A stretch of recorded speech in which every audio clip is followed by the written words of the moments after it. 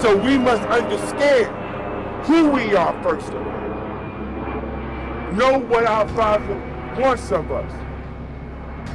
And raise ourselves up to elevate to who we are supposed to be for our own children and for this whole world. Because the time is now, if y'all don't recognize it. We are living in the time of the Antichrist. If you don't recognize it, those that are old enough should already know as children, this was the time that we were warned about. People don't even want to say the name Jesus. No matter what any man here believes, I don't attack that. But people are not even proud to say the name Jesus anymore. And don't even understand that's not a white man. That's not a European thing. That is your exact history. Welcome back, welcome back. I'm so glad that you are here with us again on another epic night. I'm here with my brother, 30-year relationship. As y'all all know, our last interview did really well, a lot of comments. And shout out to everyone in the comment section. Welcome back to the seat of the esteem, my brother, Shy Boogie. What's up, cowboy? What's up, bro? Everything's good. Last time we had a really good one. But before we start this one out and get into that good stuff, let's elaborate on you a little bit more. Maybe you want to share with the people, you know, a little bit more about yourself, you know what I'm saying, about, you know, your upbringing, you know, with OGC or anything you want to share with the people about yourself before we get into the other juicy stuff. I mean, you know, for the people that's watching who knows me. First of all, I want to give a big shout to Stamford, Connecticut. You know, my hometown, born and raised. Everybody from the West Side. You know, my new breed crew. You know, other than that, you know, we can just, you know, as we go, go with the flow. Good to see you looking good with that polo. Yeah, 2 L's up, you know, low life forever, man. You know. I see you doing the run again. Yeah, God bless the fresh. Yes. I'm doing that again. Yeah, I'm going into 2026 different, B. You know what I'm saying? I'm really working on going vegan, man. You know what I'm saying? Oh yeah. Yeah. You know, I mean, I got the plants down. You know, ain't too much stuff I don't eat as far as greenery. Like, I only thing I don't do the eggplant, I don't do the squash. That's it. I can't do that. I don't care how it's done. Well, shout outs to Just Vegan. Yes. I've ordered some food from them. Everybody that's vegan, you know, I've been like that to 15 years old. I know I'm super big. I mean, bigger than, yeah, you know, 15's like so many years now. I can't eat. I stopped counting, but Just Vegan. Look them up. They're on East Day. Amazing, bro. Yeah. I'm telling you, I ordered turkey from them. I ordered brisket from them. I ordered this other thing from them, bro. It was so good. You can't tell. You can't. I'm trying to figure out is that however they making it is they have perfected. I mean perfected. It probably tastes better than chicken and beef. That's how well they perfected it. I'll put you on to that. Yeah. But health is wealth, everyone. Definitely. But see, I'm not even going that route. I'm trying to keep it all greenery in the land. You know, salmon, kingfish. You know what I'm saying?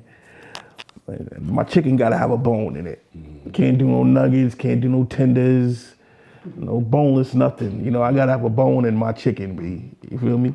Absolutely. I need to know that's the bird.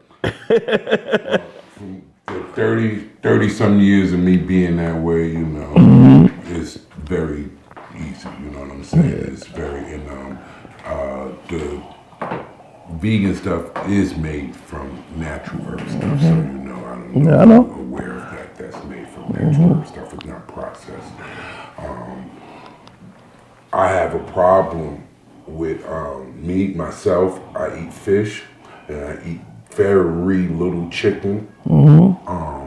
But I'm stopping those two because for me personally, I have a problem with eating anything that has heart, ears, mouth, mother, father, kids. My thing is, Yeah, as I'm getting older, my taste buds are changing. Like, food don't even taste good no more. You know, regardless, forget the outside food. Even when I'm cooking, like it don't have that umph. Like, you know, so my taste buds are changing. So when I'm training my taste buds to eat more greens, more greens. You know, even mix. Like, think about it. You know, we do these. Our culture. You know, we do Thanksgiving and Christmas, right? And we cook these big extravagant meals, and only thing green is collard greens. All these carbs, mac and cheese, lasagna, yams. Well, yams is good. You know, rice, mashed potatoes, stuffing. That's all carbs. And we got one green, collard greens. It might have some green beans. Might have green beans. But collard greens, definitely. You know? What happened to the okra? What happened to, you know what I'm saying? Eat some, you know, the broccoli, the spinach, the kale, the arugula, you know, some good salads, you know, like. So I'm training my taste buds now, man. If I need when I eat, something green got to be on my plate. Has to be. I drink it. You know what I'm saying? So what I do is I go buy the fresh kale, I buy the fresh spinach, and, you know, really good. The broccoli, you know, the celery, you know, celery's good to a lot of people. Oh, yeah. You know, that, you know, and every morning what I do is I get all of that and I get my vitamins and I put it all together and I throw that in the blender, you know what I'm saying? And makes a really nice, you know, smoothie, you know what I'm saying, of all the green, and I drink it. You know what I'm saying? Yeah. That keeps, you know, your body going for the greens, and that's really good. A health tip for you guys to put it in the. You have a problem getting down the greens, put it in the smoothie. Beets is my shit. Beets is very good too. Yes. Yeah, that's my thing. Also, too, guys, beets, put it in a smoothie. I know a lot of you don't like it, you know what I'm saying, but this is how you trick that. So you take the fresh spinach, you take the beets, you take like a banana, take a couple grapes, you're good. And throw some blueberries in there too, and throw some the blackberries, stuff like that is very good too. But definitely throw some blueberries in there, and it kills the beet taste, but you still take in the beet and everything else you taking in with it. It'll be very good too. Yeah, so, you know, I want to correct what I said. You know, I don't want to go vegan. I want to really take part heavy in the Mediterranean diet. I know what you mean. So we done missed a lot since the last time you was here, man. A lot of, I mean, where did we start at? So much done went down. Yeah. One of the things we was talking about, of course, was the Puffy thing, you know what I'm saying? That took place since the last time. What was your... I watched that Netflix documentary, and it was interesting, you know. But I mean, you got some stuff like, you know, us coming up in this game, you know, in the industry, stuff like that. There wasn't really nothing that we didn't know, you know. Especially now that you got so many platforms.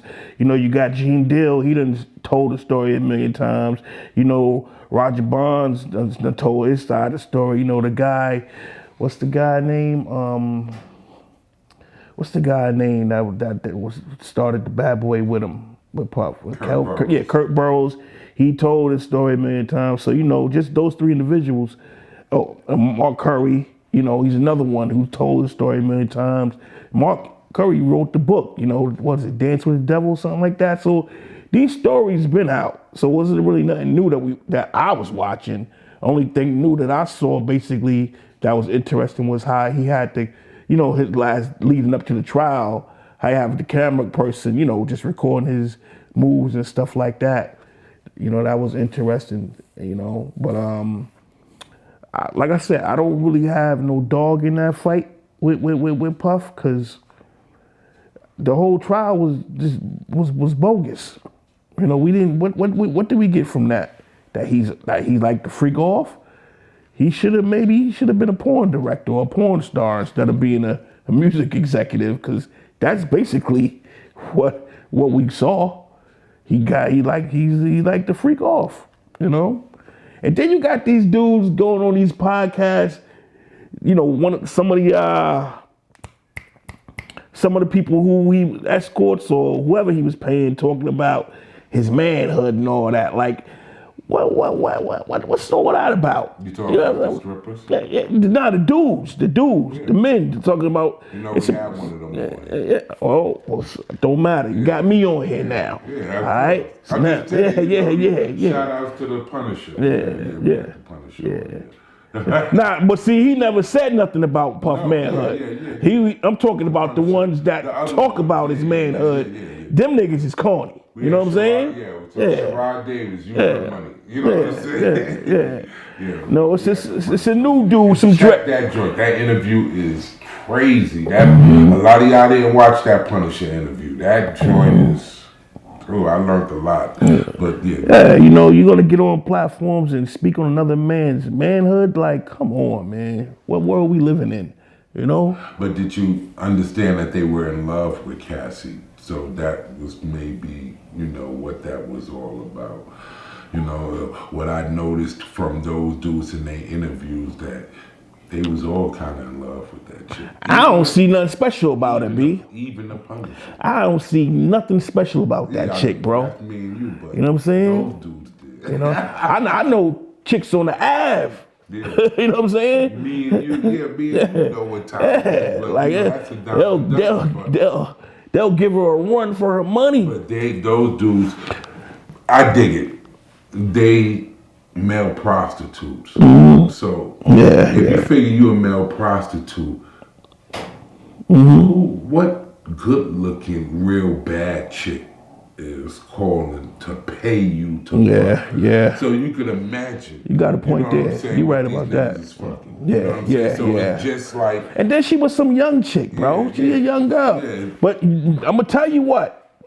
What I did learn from that is that dude had a fetish of wanting to be with another nigga's girl, wanting to chasing other niggas' girl. There's every girl that he got was attached to someone already. I'm like, what?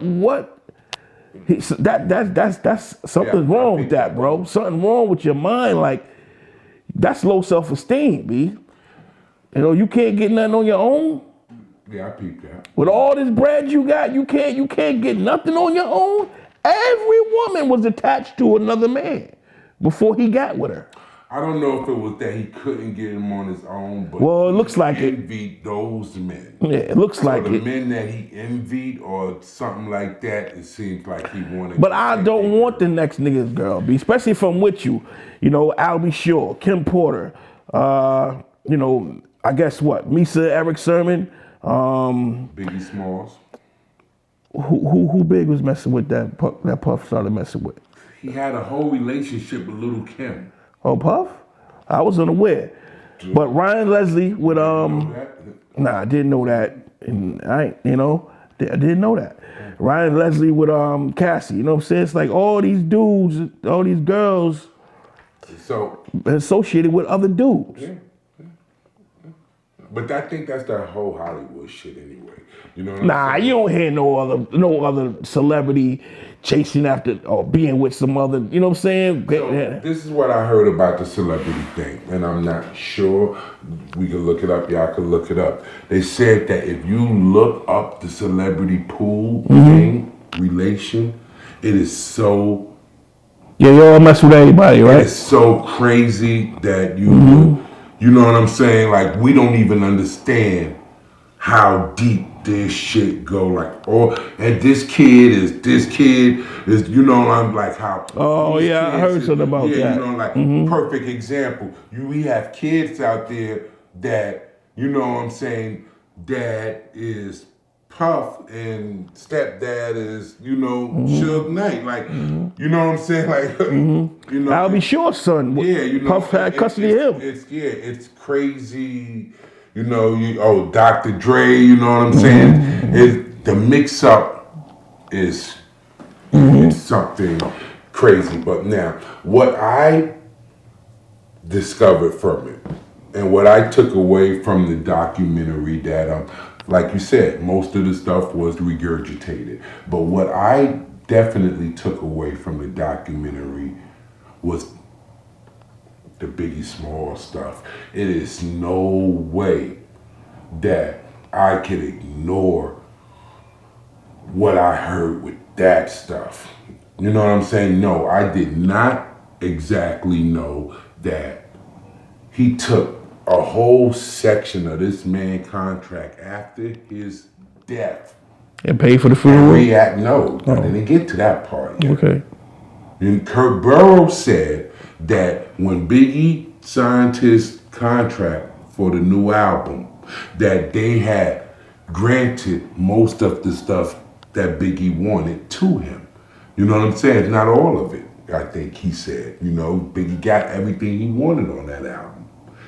After his death, Puff came and told him, take that whole section out and re-put the new section that favors Bad Boy. That's diabolical. I missed that. That was in the documentary? Yes. That's fucking diabolical. It must have been Miller time at that time. You missed that one, bro. Diabolical if you did that to your man. You crazy, my dude? What the fuck? Well, who said that was his man? That was business. Bro, again, you present it to the whole world. You know what I'm saying? Do I need to do the lyrics? You know what I'm saying? The whole world was, you know. If you think that was diabolical, Craig Mack was still living. Even those stories too. But just sticking with Big, because he turned up dead. You know what I'm saying? Then Craig Mack dead now. Kurt Burrows, yeah, and that is something with that too. So then that was the one. Then, like you just said, we all saw the big funeral. That was me and your time. That was me and your prime. And we could have swore. Everybody, the whole world could have swore Bad Boy was doing what they were supposed to do. And take care of their man. And then your man gonna say that he went and turned around and charged that to the estate. So Biggie gotta pay for that. The estate gotta pay for that. Diabolical. Diabolical. I can't ignore, but I didn't know that exact part. You know what I'm saying? Like, okay, that's deep shit. Then he says, you know, now all the other stuff I knew about, you know, him not letting him go to, you know, London and, you know, him canceling that and everything like that. He said something about those guys traveling for something. I don't know. And I don't think he know, but I know that meant something. You know what I'm saying? He said that Puff paid for 2 truckloads of car dudes to drive all the way out there. Now, this is what disturbs me about that. Gene sat right where you sit. Gene never told me about these 2 car full of niggas. Keith Murray sat right where you sit. Keith Murray never told me about these 2 car full of niggas. So where was these 2 car full of niggas at when everything was going down? You know what I'm saying? So that when just parts like that, you know what I'm saying? Then the part where Kurt Burrows said that after the City College shit, his moms came to him like, baby, maybe this was all a mistake. You know, like maybe you should have stayed in school. And Kurt said he put his hand on his mom's shoulder, like, you know, and I'm thinking he gonna try to, you know, tell her mom, you know, keep it straight. He said he put a hand on her shoulder and slapped the shit out of her. Oh. Where was you, my dude? You didn't watch the joint? Yeah. I heard that part. I seen that Come on. part. But Who the fuck can slap their mom but the devil? I don't know, man. White dudes smack their moms all the time. White people kill their parents. You just answered it. But, I'm sorry, but... White dudes kill their parents. You just answered it. Yeah. You know what I'm saying? The black dude slap his mom ain't as bad as white nigga. They airing their parents out. You know what I'm saying? You just answered it. But no one could... But then again, with that being said, you know who threw that party at the City College promoted it? Right, Jessica Rosenblum. I used to work for her. That's Stress Entertainment. Yeah, I used to work. She was the real murderer. So, yeah. I ain't gonna say she was a real murderer now. Don't put that on me. What I was told, not putting that on. Yeah. So let me get it straight. What I'm told and what I love you, Jess. What the world knows, Jessica was the one that ran downstairs and shut that door. If Jessica did not shut the door, nobody would have died. They said Jessica shut the door because she had the bag and was, had the money. That's been put out there on many platforms and been said that, I don't know the truth of that, but everybody said that's a fact that Jessica ran down and shut the door. If Gene said it, everybody said it. If Jessica, Puff is responsible, but because he had the security and order and oversold the tickets. But if Jessica didn't shut that door, they would have been able to get out. When she shut the door, that locked them in.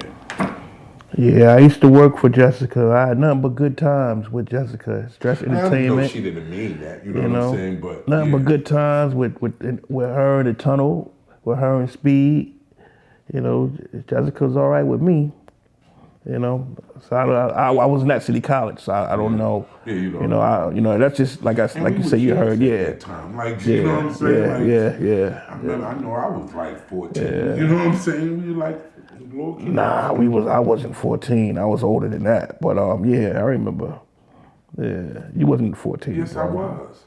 What year did City College have? It was like 96 probably. No, was it? 94. No. Hold up, Bad Boy started. Hold up. You tripping? Yeah. I was 14. Bad Boy started in 94. 14. This was way before. Bad Boy started in 94, so that City College had to be. It was 91. I still wasn't 14. I was I was already what, 17, 18, 91? 91. Yeah. It was 91. It was 91? I was right. Yeah, I was 14 turning 15. Right. Well, you got to think how many years ago that was, though. But anyway, yeah, I still remember it like yesterday. Yeah, 91, I'm 17, 91.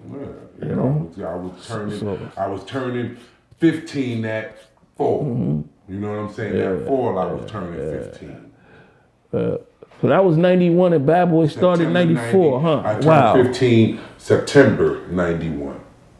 And that went down sometime in the summer before. Yeah, I was at City College. I remember it like yesterday. Yeah. You know what I'm saying? I remember too. The outcome after that. I think, watching that documentary that, the things that were big couldn't be been ignored.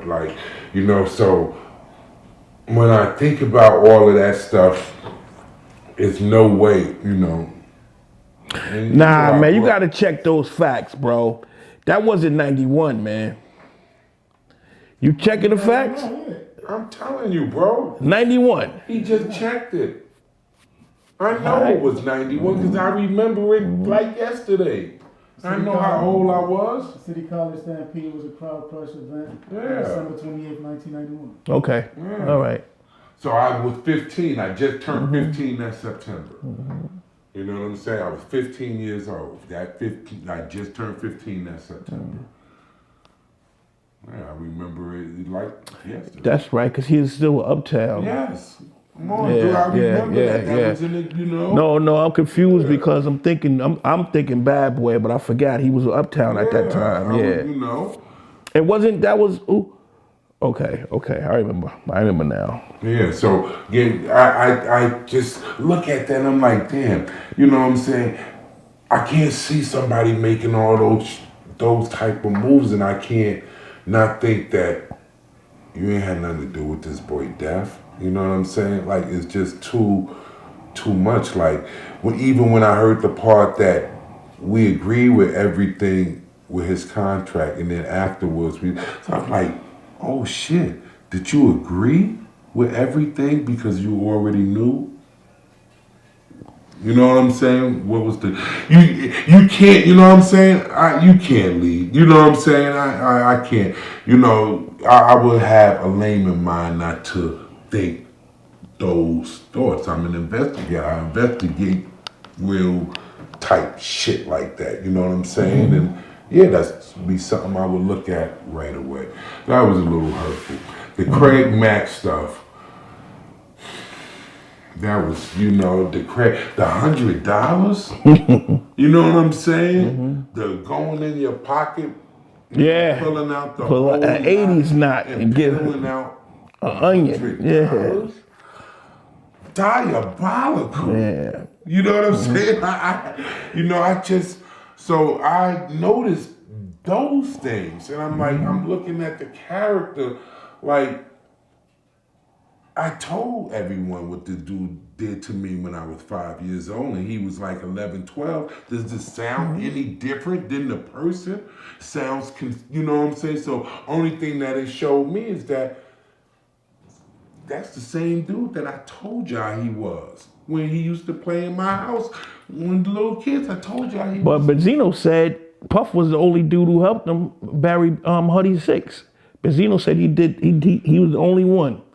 You gotta understand, Huddy is like Huddy. But he said Puff only gave him $5,000 though. He said, but the whole thing was like Right. probably about 15. That's crazy. Yeah. But It's you not. gotta understand, HUD is connected though to us. HUD, me and HUD born and raised together. You know what I'm saying? So Puff Godmother, you know what I'm saying? Everybody in Delano right there in Harlem, and we all kind of connected to Janet and Puff. So that's what made Puff and her relationship close, because they families even go back. You know what I'm saying? So, 5,000, I didn't, damn, he could have paid for that whole funeral. Yeah. But Benzino wound up paying, the whole thing. But he said Puff was the only one. Damn, I He gave him $5,000. Yeah. When next time I talk to him, that's crazy. But all right, so I noticed those things, so I thought that was very unfortunate. And I think that it's no way to ignore. It made me question everything. You know what I'm saying? For one, I don't believe none of you bastards. You know what I'm saying? I think y'all all are liars. I have been watching and studying this story since both of those boys died. I think you all are liars. All of you. You know what I'm saying? I don't think the truth is in any of you.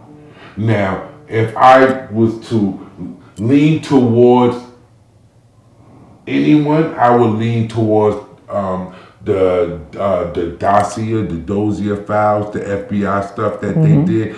I believe them more than I believe anyone. You know what I'm saying? I don't believe the detective guy from the LAPD. What's his name? I don't know his name, but the one who did that, he did that FX. Yeah. You did a book, you made money, you went on tour. Once you put the money and the lucre to it, I can't trust anything. And obviously, you wanted to get LAPD off. You know what I'm saying? Because Big Mom would have won a lot of money. You know what I'm saying? It is no way you're going to make me think that LAPD was not involved in the death of Biggie Smalls. Stop the bullshit. You know what I'm saying? When the Ramhart division and everybody was even right there at the party, you know what I'm saying? There's no way, to get around this. But watching the documentary confuses the fuck out of me, because I'm like, Puff, you did a lot of shit. You know what I'm saying? And I listen to something Gene Deal say. Shout out to my dude Gene Deal. You'll be here soon, Gene, because we got a lot to talk about, Gene. Gene said something that stuck in my head. Gene, they say, everybody knows Suge did it because that's what the cop LAPD dude said that, he had Poochie kill Biggie and all of this and all that other shit is a lie. Suge had the little dude Poochie kill Big. That's what the white cop, Greg Caden, says. But then Gene Deal said, so Puff and Suge was down together. And Suge stopped Biggie from going to London and canceled that trip. Suge lured him to the party out the hotel that night when he wasn't going nowhere. When he said that was a light bulb. You know what I'm saying? From what I've learned, it's no way you can ignore that. That boy was Lord. You know what I'm saying? And yeah, you can't, you know what I'm saying, ignore all those facts. So now when I look at it, I don't know. Maybe him and Suge was friends before. Maybe they was friends then. Maybe they killed him and Pac together. I don't fucking know. And that is what, I got left with from all this. Like, this shit is so murky. You can't trust none of you bastards in this. You know what I'm saying? Y'all killed those boys. You know what I'm saying? And we can't trust nothing that none of y'all basically say. I mean, it's tragic how it all goes down, but at the end of the day, we all gotta go. Somehow, we all gotta go. Like, Big and Pac wasn't gonna be here forever, So they might as well be killed. No, I'm just saying. No, kill them, get them on out of here. I'm just saying. I mean, I might as well go now. I mean, look, Fuck y'all hang around, make 3, 4 albums, 5 albums, raise your kids and all like that. Yeah. Y'all check out now. Get the fuck on out of here. Yeah. but it's like, I mean, think about it. Like, we talk about them two, and we talk about the Martins and the Malcolms. Same way. We can't understand that. But we know who killed Martin. You know what I'm saying? But do we look? Yeah. Who killed him? Yeah, man. Oswald, the dude, Lee Harvey, whatever, Oswald, whatever. No, he didn't, bro. That day they already said that's not true. All right, well, I'm wrong, but that's what I was told. Yeah. Okay? It wasn't. All right. So, my point exactly. All right? We don't know. Yeah. What? Who killed Kennedy? Yeah. Who killed these people. So with all that being said, but we do know one thing: we all gotta go. We gonna go here. We gonna leave this place. So I agree with that. So that we do know. Yeah, so regardless how they left, we don't know what was behind it, but it wasn't gonna be here forever. I totally agree. And with that, ladies and gentlemen, I would like to take that moment to give you a plug. We are not going to be here. We are all fading. So I think that we all need to be very concerned on what we are fading to.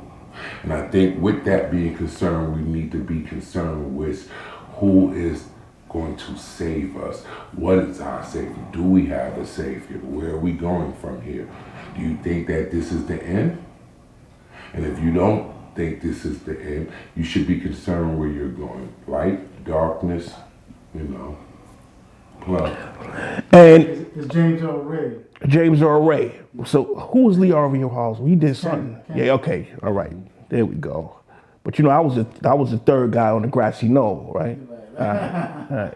But anyway, to make a long story short, let's get that out there.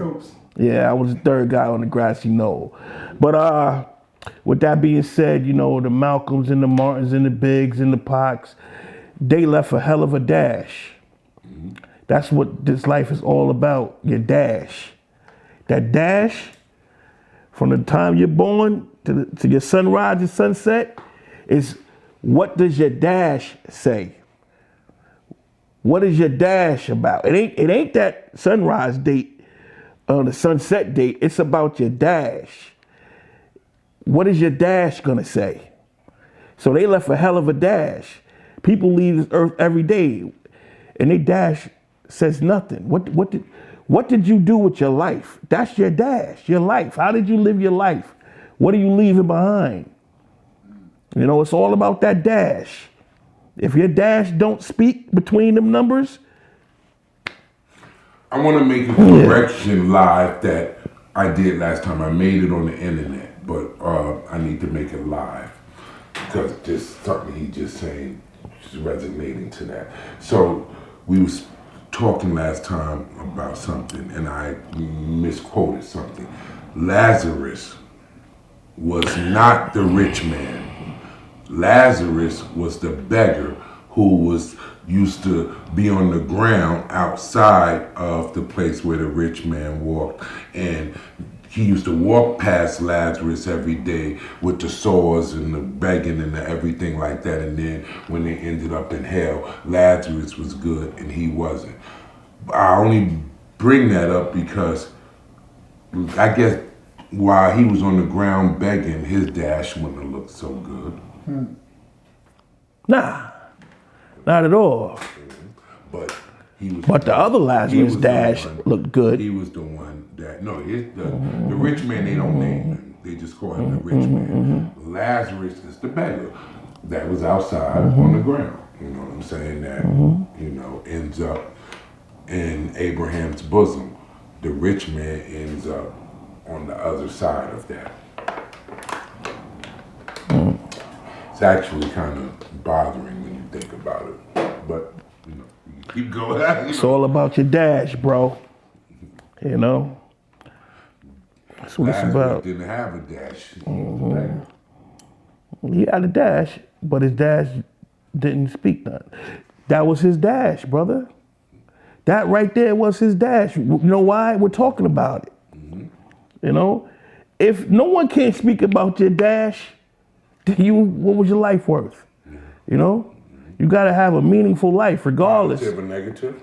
Regardless. Yeah, positive. Yeah, positive or negative. Positive or negative. Yeah. Yes, positive or negative. You know, because we can't judge what was positive or negative. You know. We can't. No. We can't judge what's positive or negative. What might be something negative to you might not be negative to someone else. All right, so if we go to a tree, I got them outside. I got apple trees, pear trees outside. You take a piece of fruit from one of my trees.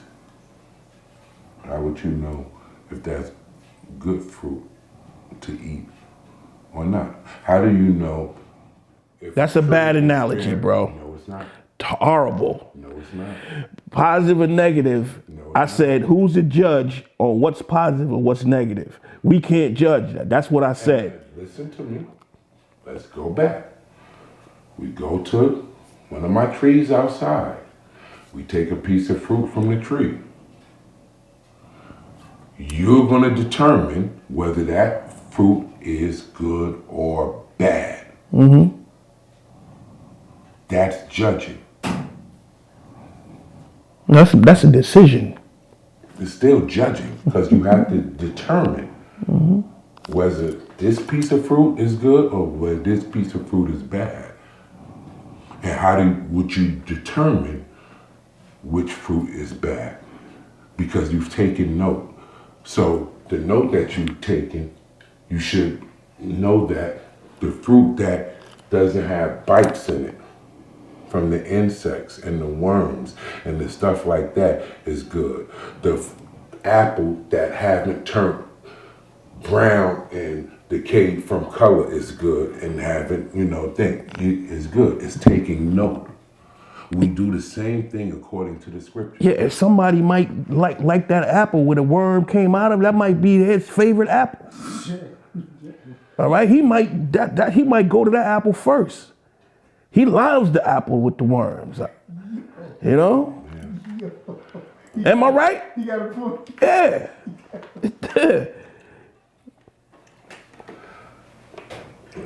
If that would be, like I said, that would be their decision. But Perfect example. Let's talk about a ripe apple. Some people can't eat the skin off the apple. They get a knife and I eat the skin with the apple. You might not like the apple with the skin on it. What determines if an apple is rotten? I don't know.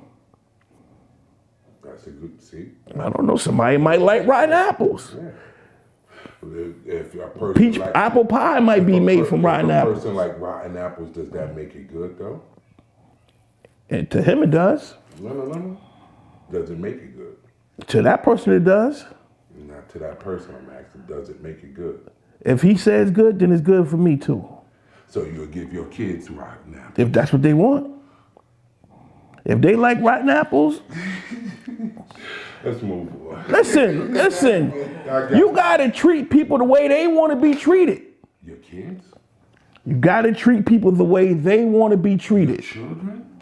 You gotta treat people the way they want to be treated. Your children? They're people, right? So my kids that... So I'm supposed to treat my child the way they don't want to be treated? My kids that wouldn't know, maybe they don't even have the understanding to know that they shouldn't eat something that's rotten, that I say, because if you want to eat something that's rotten, go ahead and eat it because got to treat people how they want to be treated. If they're making that decision, that's what they like and that's what they want, you can say, hey, that's a rotten apple, but they might say, well, it ain't kill me. Perfect example. People eat pork. How they know? People eat pork. What do we say about swine? Mm-hmm. Right? That's a filthy pig, right? Filthy. You shouldn't let your people eat it. Yeah. People eat it though. Yeah, and they love it. Not my Some people love it. I want to feed that to my kids. So you can't say what's good and what's bad.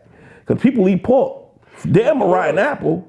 I'll eat a rotten apple before I eat some swine. Pork is killing people. And you have people that are directly dying and they say that they are dying from what they eat.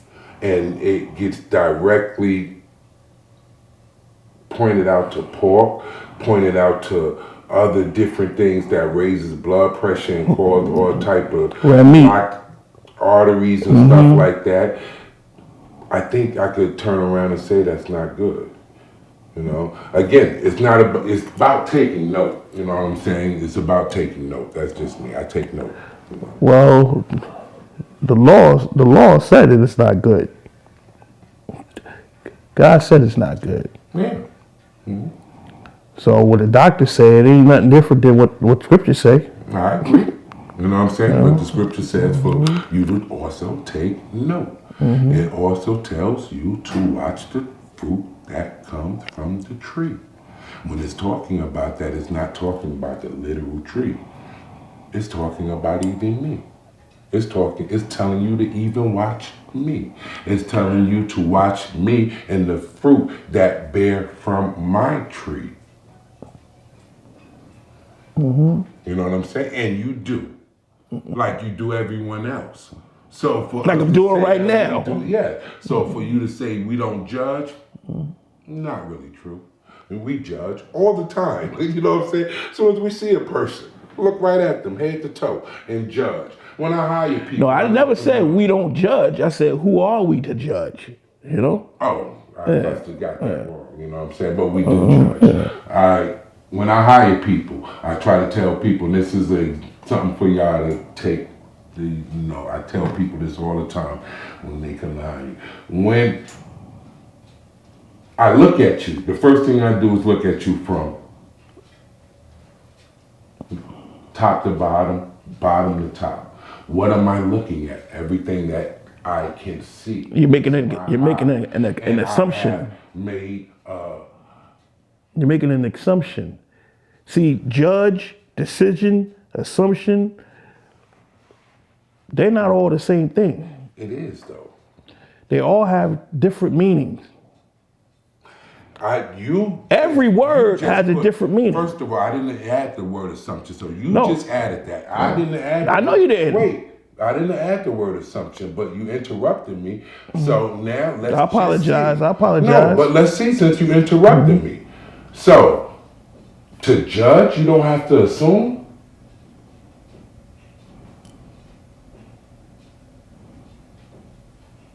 Is assumption not a part of judgment? Well, now where the decisions come at? Where the decision coming at? Assumption is a part of the decision. So if Let's and I not. make an assumption of something, I make a judgment of it. I don't have to be right. You know what I'm First saying? of all- No one said a judgment is right, but you make a judgment. So if you look at someone and you see them, say for instance, in dirty, filthy clothes, you could make an assumption There you go. that person is dirty. They could be coming from work. And It could be sanitation. It could be the butcher shop. You keep interrupting me, and it's like you're really blowing the point, and I'm trying to answer your question. But I mean, you speak matter of factly, which is not true. You understand what I'm saying? If a No, I person don't, looks 'cause dirty, you interrupted me so many times, I don't think you know. because I can't let you go on like that. You don't know what I was saying, though. All right. So now that you interrupt me, you tell me what I was saying. I don't know what you were saying. Exactly. So why interrupt me? I don't Why know what you were interrupt me? saying, but I heard what you were didn't saying. No. If you don't know what I'm saying, why interrupt me, brother? No, what I mean is, what I'm saying is, I don't know where you were going with it. If you I don't heard know what where you I'm said. going with it, Yeah. why interrupt me, brother? Because you know why? Because you're using. I don't know why. I'm gonna tell you why. Because you're using these words, right? Which you don't have a dictionary in front of you to identify the meaning of. I already know the meaning of it. Okay. Well, I don't. I already know that you cannot use no judgment without assumption. Assumption? And I already know that Hold that's on. not what I was going to. That's not even what I was talking about. And you interrupted me and you admitted that you didn't know where I was going. And that's bad communication. I don't do that to you. Okay. Well, listen. My partner asked me just now when you was talking to let you talk, and I caught it and I slowed down and I stopped. But you interrupt me. Bigga, the reason why I did that is because I'm hearing you, bro. Hearing is not. And I can't let you put knowing. that It's out there. Understanding and That's knowing. all. You don't know what I'm saying. Again, what was I saying? What was I You were even on the talking borderline saying that decision, assumption, and judgment is the same thing. That's what you was borderline saying. And I stopped you because each word, I said it before, each word has a different meaning. All words have a different meaning. That's not what I was talking about. You brought those words up. I was talking about something totally different. And then you jumped in and said the word assumption. I was talking about something totally different, bro. Bigga, And I'm still trying to ask you, what was I talking about? you said, listen, you said when you see someone that's dirty, right? You're making a judgment. You said we all judge, right? that. Okay, let's go back to the apples. And when we're talking about judging. Me. Let's go back to right when you interrupted me. What was I talking about? You were talking about judgment and assumption. No, I never was talking about assumption. You bought that word. I wish we could rewind this. All right, so again, what I was trying to tell y'all is that when I hire someone, I let them know that when you look at someone head to toe, you're already making a judgment of them. I never said was the judgment correct. What you need to know is that it's already being done. It's being done by everyone in this world. So once you understand that the way you present yourself is going to be looked at and it's going to be judged. So if you come into me for a job, or if you're working on a job, or if I have a security guard working somewhere, if I walk inside the place and you're saying you security, but you got a stain on your shirt, your pants are not ironed, your shoes are not polished, I automatically am going to make an assumption, as he said, but an assumption is a judgment. And I was telling y'all that so y'all know something, because I am a boss. I hire people every day, and I have to tell people every day things that they should know. Don't fucking come to this goddamn job interview not looking presentable. You know what I'm saying? Don't come to me like that. Because yes, when you come to me like that, yeah. And he's a boss too, and he knows exactly what I'm saying. Yeah, I hear you. I understand exactly what you're saying. But I'll give the person the benefit of the doubt first. Because I don't know. I don't know what that stain could be about. You know? For me, I can't play with that. The people I hire is dealing with people's lives. You know what I'm saying? The safety of people. So if you decide to come to me with some jeans on, hanging halfway off your ass, or some dirty clothes, or something like that, yeah, you know what I'm saying? That says enough. You know what I'm saying? I'm just That says enough for me. for you. Yeah, Okay. for me, that says enough. Now, You know what I'm now, me, I'm gonna see that, right? I'm gonna see the same thing you I'm saw. not here to raise you. Okay, I'm gonna see the same thing you I have a saw. non-for-profit agency I do that with. I'm gonna see the same thing you saw, right? As a boss, as a security boss, right? I'm gonna see the same thing you saw. The guy with the jeans and however you just described him. But guess what I'm gonna do? I'm gonna still offer him an opportunity for him to tell me about himself, for me to get to know him. Now, this brother might be skilled in all kind of martial arts. I didn't know that until I gave him the opportunity to tell me what he's about. And guess what? I need someone skilled in martial arts. I've never seen a skilled So- martial art person sloppy. Have you? I don't know. I don't know what you know until I speak to you. No, but I'm just asking you. I'm asking you that question. Have you ever in your life met a skilled martial artist that was sloppy? I only know one skilled martial artist. Is he sloppy? No. Vern, this is an important question. Have you ever in your life met a skilled martial artist that was sloppy? But that doesn't mean one is not out there. I'm not, bro, please. Okay. Let me make my point. All right. Have you ever? No. But you know what? Point made. All right. let's keep going. That brother, how you described him, he might be that one exception. He might be that one, And he that can sloppy keep one, being that skilled martial artist. Keep going. He can keep being that Okay. exception. But see, that's me. I've never met a skilled martial artist that was sloppy. Which does not mean one is not out there. And they could keep being out there. You know what I'm saying? I'm good with that. You know what I'm saying? Hey man, my thing, I'm a gray area. I used to be a black and white guy with no gray area, but as I've gotten older, I've learned and understand the gray area exists. All right. For me, I don't have the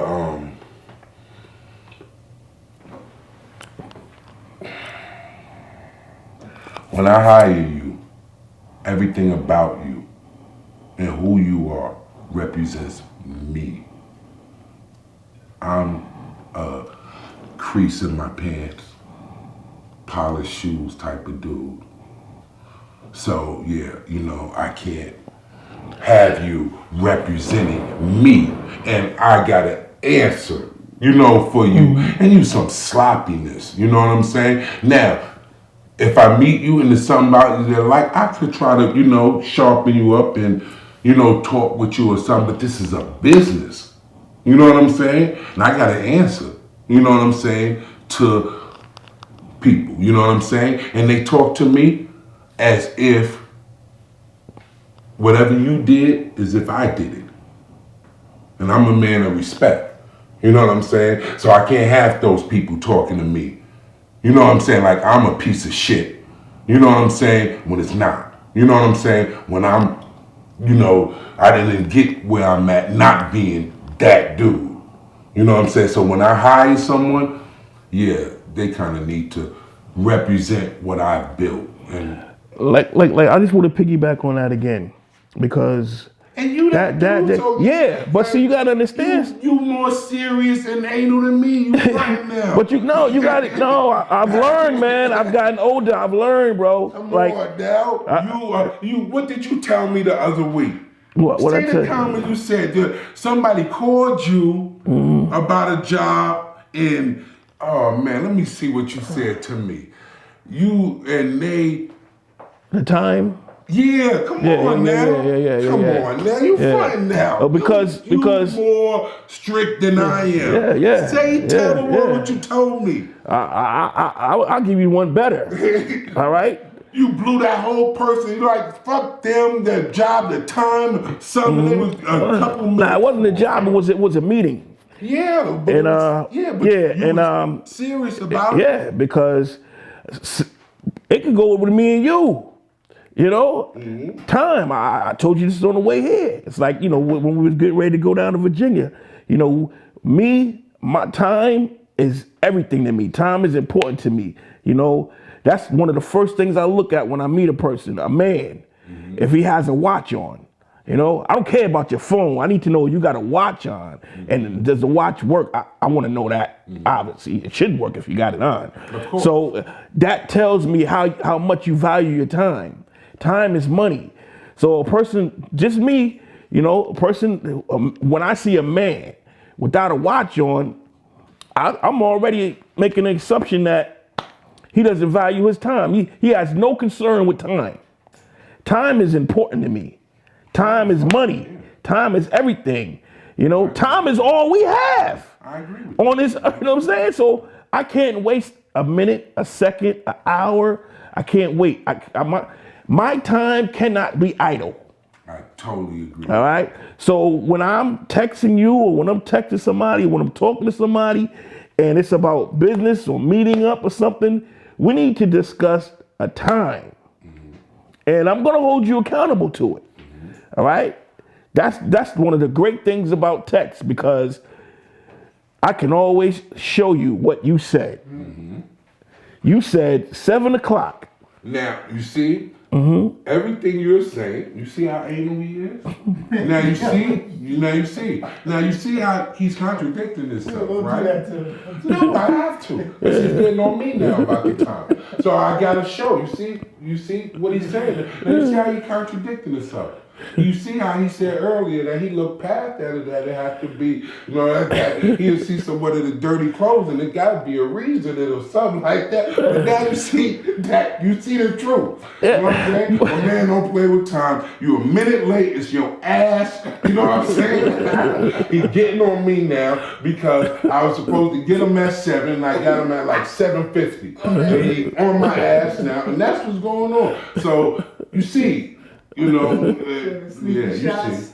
Yeah. My dude is just as anal about business as I am. You know, more. Yes, certain principles. I will agree. But like I said, dude that come in with how you describe it with the pants and sagging and stuff like that, I'm gonna listen to him. I want to know about what he has. You know, what do you want to share with me? I want to know about him, you know? Tell me something about you, you know what I'm saying? About yourself. Absolutely.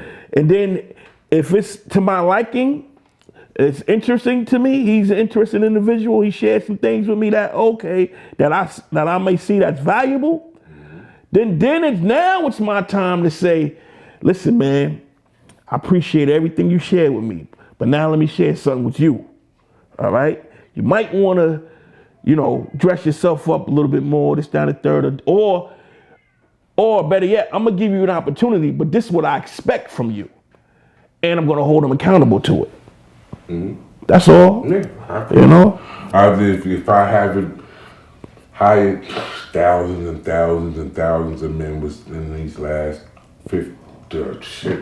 25 years, I would be different, but I've hired thousands. But when you realize certain things and you deal with certain people, man, like especially when it come to clothes, you know what I'm saying? A person could have just been coming home from jail. A person could probably be in the shelter. A person, you never know when it come to clothes. You know, that's us. Our people, we quick to judge by clothes. But a white man could be looking just as bad and be a millionaire. You know? He'd be clean though. Yeah, it might be. Yeah, he'd be clean. Might be, you know? And I have a lot of people that is in the shelter. So, you know, that don't mean that you dirty. I'm just saying, you never know. Some people might be in the shelter and that's all they have is what I'm saying. No, I know. You know what I'm saying? That don't mean you dirty because you're in the shelter. Got guys that's in the shelter that work that very clean and very is who you are. Time. Yeah, so I think everything is God time. You know Yeah. what I'm saying? Yeah. I agree with the principles of what you said. Definitely agree with the principles. But in my life, in the journey I've been on, I realized that, oh shit, no matter how much I would have tried to calculate a timing of something, it had nothing to do with that. Everything works out on God time. You know what I'm saying? So I could be doing what you said, being not on time. You know what I'm saying? Missing what I supposed to be at or something like that, and walk right into exact time that God had aligned for me to do something. So I think about that. You know what I'm saying? I agree with you there. You know, our time and But I do goddamn. agree that we should have that principle to be on time. Because I definitely I wouldn't tell my workers that they could think that they could just, You know why? if they show up to work late. Time is important to me because the way I treat time is the way I treat your time. I'm not gonna waste your time. I'm gonna respect your time, and I expect you to, treat me the same way with my time. Value my time the way I value your time. I'm not gonna waste another man's time. Never.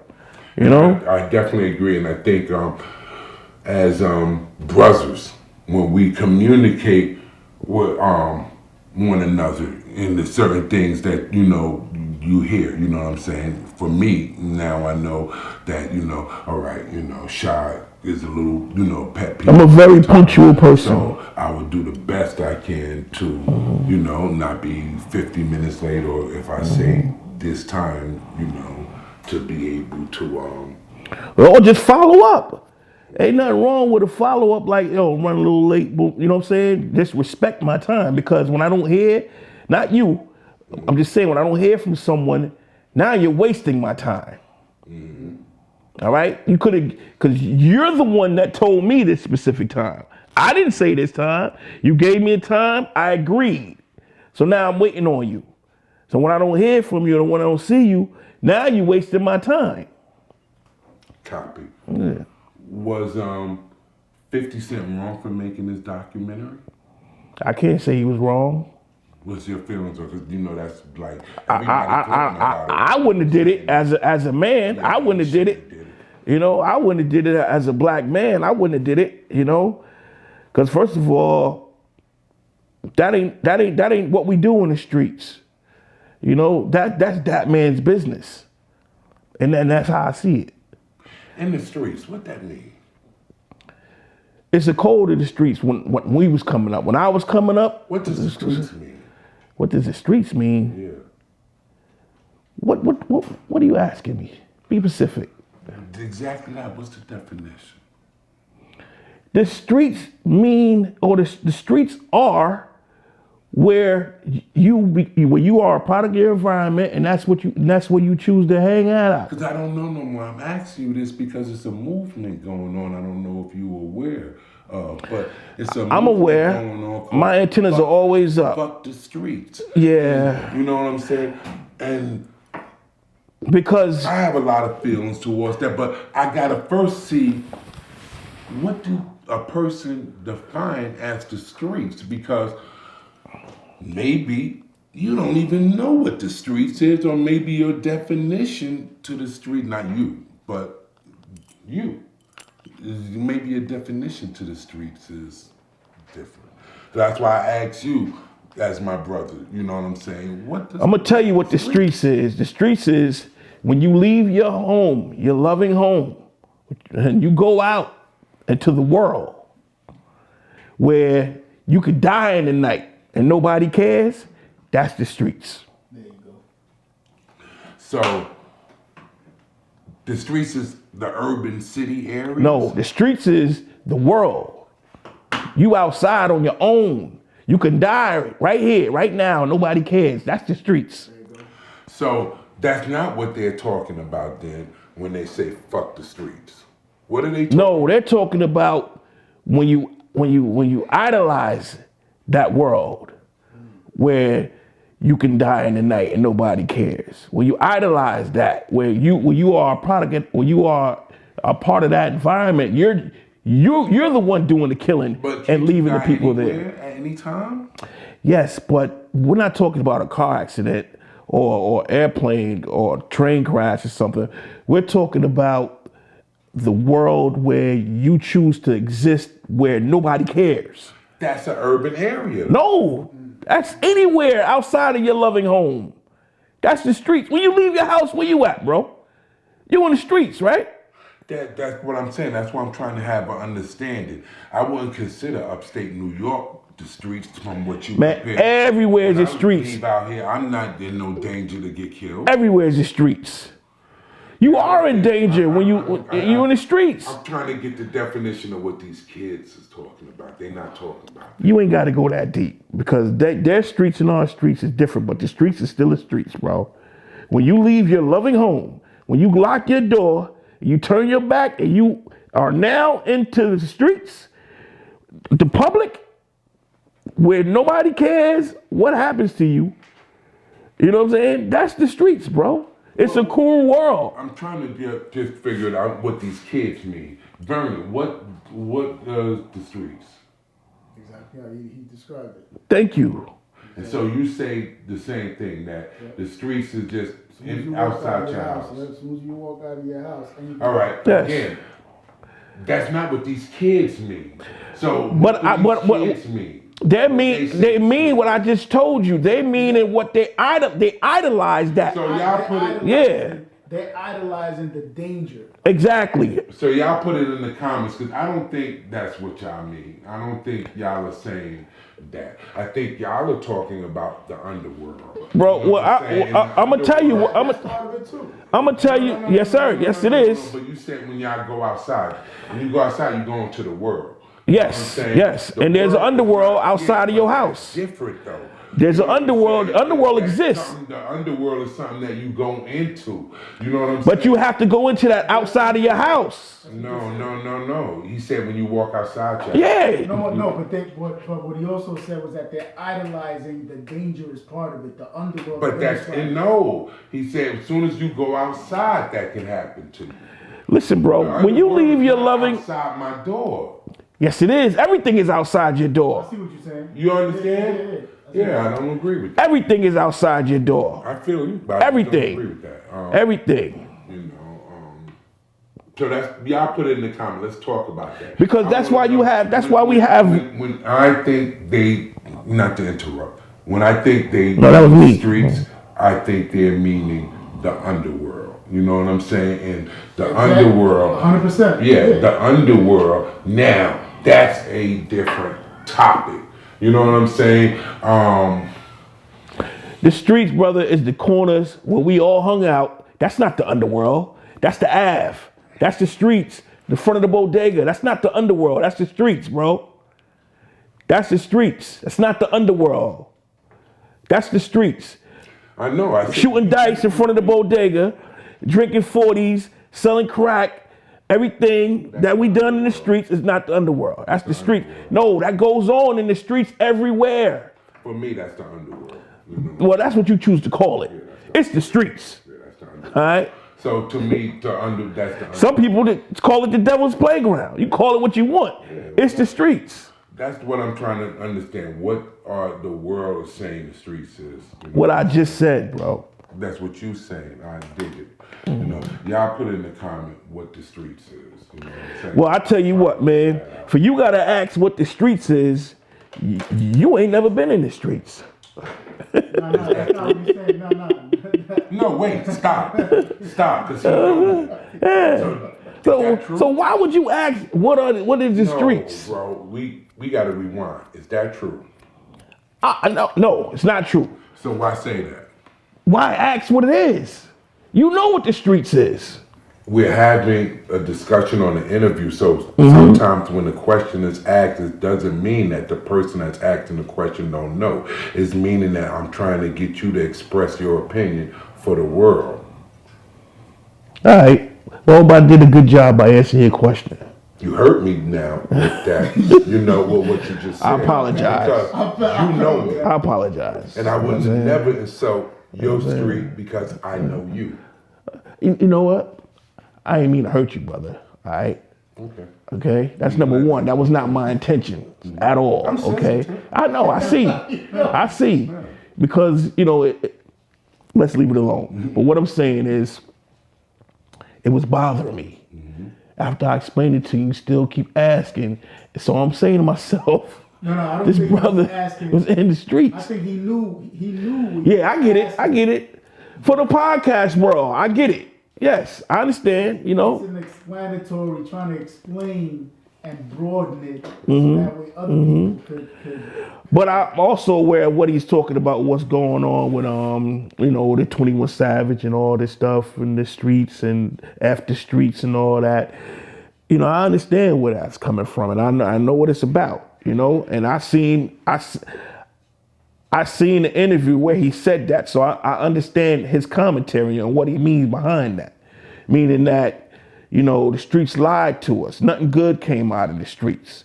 People die in the streets. Nobody cares. Like we shouldn't be glorifying the streets. And I agree. And your opinion means everything to me because you my dude, and I know you know the street. So when I'm asking you, I'm trying to get you to say what you feel the street is. Then once you said, I already know.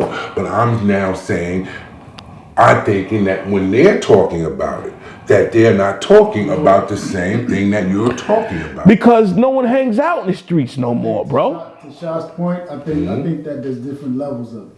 I think that just because we're a peer doesn't mean that there aren't parts of those elements outside of our doors. You follow what I'm saying? There's the underworld. No, there is, but it's not as everywhere. Exactly. It's not as prevalent. But it's not more prevalent. I won't describe the underworld as the world. The underworld is something you directly make a decision to go into. You make a decision to go and hang out in the streets too. I made the decision, you made the decision. I made a decision to do the underworld. I wasn't just being in the street. You know what I'm saying? Just playing in the park. Yeah, you know what I'm saying? But to the point is, there's an underworld in every hood. Yeah. That's what I just said. Right. That goes back to what I said. Yeah. What is the streets? And you said it was when you walk outside your door. And I'm saying, no, that's not what they're talking about. They're talking about a system that they became a part of, where they sold drugs, where they robbed, some killed, lied, steal, did all these things that was up under the banner of this underworld thing that would bring them profit and maybe make their reality some better. You know what I'm saying? The lie, basically. You know what I'm saying? That's the underworld. That's the street. That's the game. That's all of that. If I sum it up and I go further with my brother in the conversation, again, you have to describe if I'm going to have that conversation, what are the streets? You know what I'm saying? Now, once we describe what are the streets, why does it correlate with basically sin? Once you see that it correlates with sin, you understand why I used underworld. Once you understand it's underworld, now you have to now look at the rules of it. What's the rules of it? How can you be saved from death? There is no mistake about it for those that deal with this as me and you do. For those that deal with this, there is no escape from death other than Christ. So, if you are going to talk about fuck the streets, if you're going to talk about no more game, for me, I want to know, do you even know what you're talking about when you talk about the subject? Because saying fuck the streets, but you still shooting dice, still pimping whores, still doing all the negative, stick a nigga up or anything like that, it was still You know what I'm saying? You can't say fuck the streets and still be on that type of time. I was watching a guy on YouTube saying drop my flag. I'm not gonna mention no names. Y'all should all know. You know what I'm saying? You saying drop my flag after you catch a criminal case. And that's understood. I can dig it. It is a part of the system. You do wrong, you get caught, the devil gets your ass, and you get scared, and you want to run to God. That's a part of that system, why God even created that. So I can completely dig it. But what I can't dig is for you not to understand that was the system. You know what I'm saying? So you cannot just say, drop my flag or fuck the street without giving the whole thing. No. It's deeper than that. So what you're saying is, fuck sin. And what you're saying is, fuck the devil. Now that's a different conversation. I'm totally signed up with that. But do you know what you're saying when you say that? Do you even know what that entails when you say that? And that is what I realized that most brothers don't. You know what I'm saying? They thinking when they say fuck the street, they say, oh, the big homies had me stand on the corner and sell drugs. Fuck the street. You know what I'm saying? But now I got this good scam operation going on. So, yeah, for me, it's do you even know what it is? That's why I asked you, because it is a movement. I think that our children need to be, you know what I'm saying, especially those that are in the street, need to be abreast on what we are really, truly should be saying. And what we really should be saying is fuck sin. Sin led me into that dark underworld. The lie of the devil, which the scripture says is the father of the lie, lied to me and told me that if I lived this way and if I went into this underworld that it was going to be better. Fuck him, fuck this, fuck that. I want to give my life to the Lord. Like that. That is, you know, what I think that movement should be about. Now, on the other side, fuck the street. Of course, I don't like that. You know what I'm saying? Because I, like you, don't identify the street as the underworld. I don't know if you put that together. The street don't have to be the underworld. There was dudes that was in the street that was right with me and you that ain't never sold drugs, ain't never robbed nobody, ain't never killed nobody, went to school, got their education, you know what I'm saying? And they came up in those same very streets right with us. Girl, you one of those dudes. That was a smart street nigga. You one of those guys. Okay. That's a smart street nigga. You know what I'm saying? So yes, I can never say fuck the street because I don't identify the street as the underworld. You know what I'm saying? The underworld is the underworld. You know what I'm saying? If you decide to now.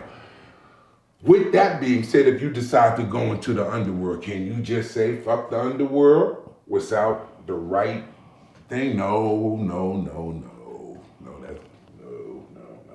Blood in, blood out. There is no other way out but by death. And I do believe that. I am one of those dudes.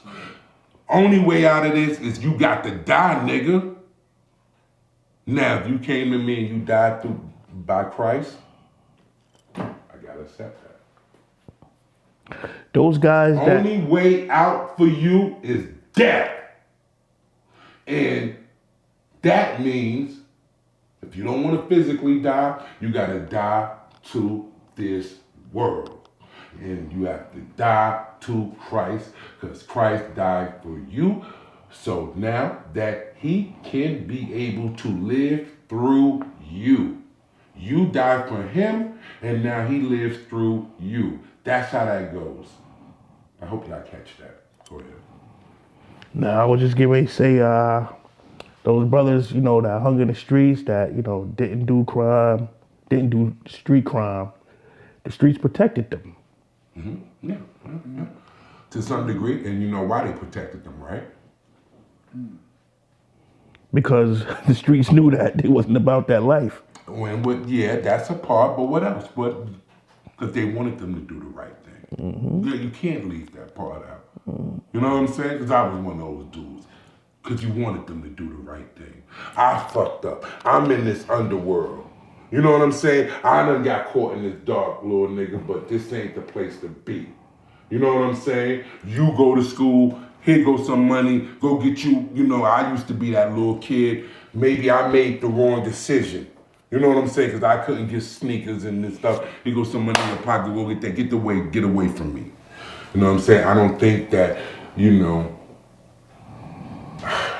you could say fuck the street or, you know, drop my flag just that simple. I think it's blood in, blood out. I think it's the only way out is death. You know what I'm saying?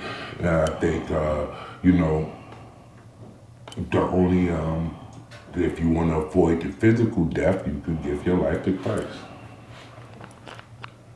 Because that requires death too.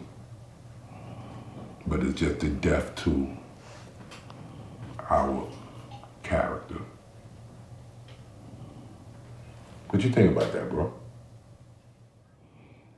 Oh man, here People we love go. your stuff. You know the hell stuff that you were saying. People said that one hug. Shy don't believe in hell. You had half the people that agreed with you, half the people agree with me. You could obviously see in the comments it's split.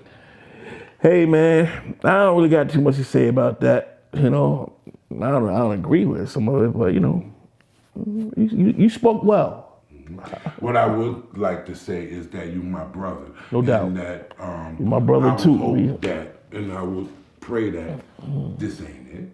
Nah, You know what I'm we saying? coming back. We gonna You know come what I'm back. saying? I would pray that We gonna come back. this ain't it. Nah, If I believe what you say, I will believe that this is it. You know what I'm saying? nah, this ain't it. You know, but that's what you said. Oh, so you believe in afterlife, just not having a hell? Nope, I don't believe in that. I'm gonna tell you something. So how right? you just said we was coming back? To record another episode. I'm not talking about an episode. I'm saying this dude, he be catching them. I said, I hope that this ain't it. I get it. In this world, I hope that your relationship that you share with your children ain't it. I hope the relationship you share with your wife that you go, I'm taking you home to ain't it. I hope that love that you share, that, yeah, means more than just what this was. You know what I experienced and I thought about one day? Like, you know, some people fear dying, you know, and I think the reason why people fear dying is because we don't know how we're gonna die, you know? I think that's where the fear comes in, because we all know we gotta go, but I don't think anyone wants to experience a painful death. You know what I'm saying? So, and then what I'm realizing also is like, you know, just to your point, the hereafter, this, that, and the third. I believe that the way we came in this world, when we were fetus in our mother's womb, when we didn't know anything about, you know, nothing. You know, we couldn't even see, but we were already born. That's the same way we're gonna go out. We ain't gonna feel nothing, you know? We're gonna go, this is just me, my theory. I think that we're gonna go the way we came. We came in this world peacefully. I think we're gonna go the same way. I'm talking about when my eyes are closed, you know? I'm going to start doing a lot of shows on that too. You know what I'm saying? About the spiritual realm and stuff like that. You know what I'm saying? I'm going to start doing shows on that because it's very powerful. Y'all guys get in the comments and talk about it. I'm gonna end it with you know, I lost my brother recently. You know, Sorry to hear that, brother. and you know, one of the things he has said to me,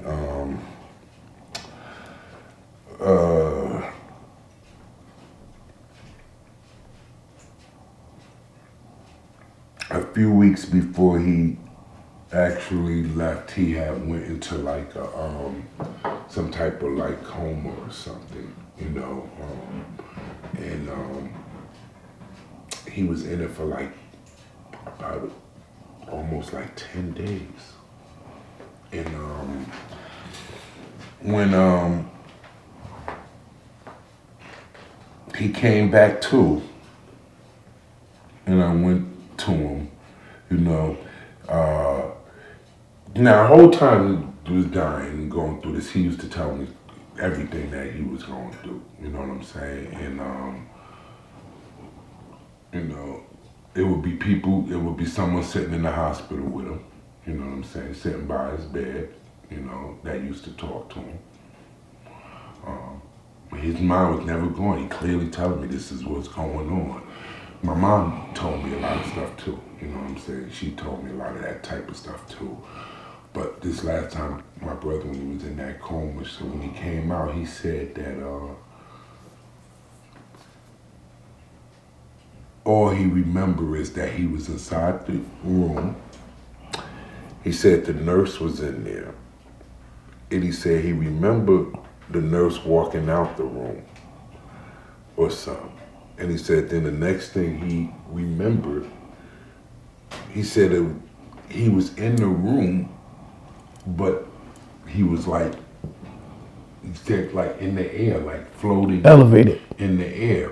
He said he could see everyone in the room, you know what I'm saying? And he was like, the nurse was crying and screaming, saying she just left out the room. You know what I'm saying? And the doctors was pumping his chest, pumping his chest, pumping his chest, and they hitting him with, you know, I guess the chest. He said he could see them doing all of that. Everybody working on his body, and the nurse crying and saying, how can he just die like that? I just, you know what I'm saying, just walk out the room.